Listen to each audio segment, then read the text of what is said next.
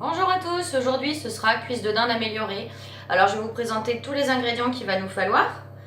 Une cuisse de dinde, 3 oignons, du sel, du poivre, 2 bouillons cubes et plein d'herbes. Personnellement j'ai pris du persil, de l'estragon, de l'ail et un bouquet garni en poudre. On va commencer à s'occuper du bouillon.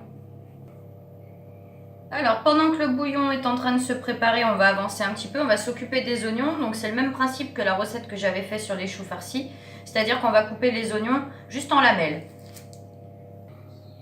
On a coupé nos oignons, on va s'occuper de la cuisse. Donc je vais la mettre sur les oignons et puis je vais assaisonner tout ça. On n'hésite pas sur le sel,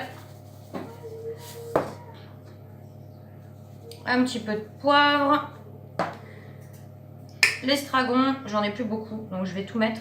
L'estragon, ça va super bien avec tout ce qui est volaille. Bouquet garni. Merci.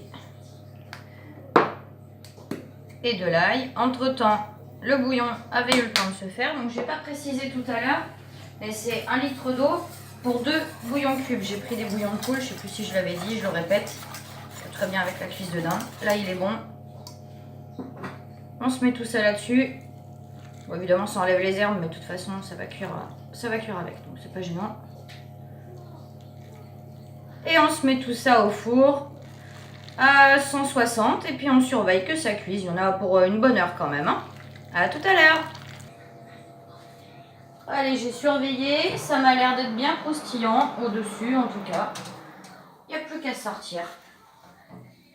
Alors, regardez-moi ça comme c'est beau. Ça sent les herbes, ça sent super bon. Les oignons vont être bien tendres.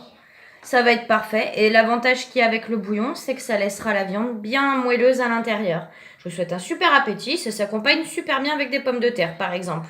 À bientôt!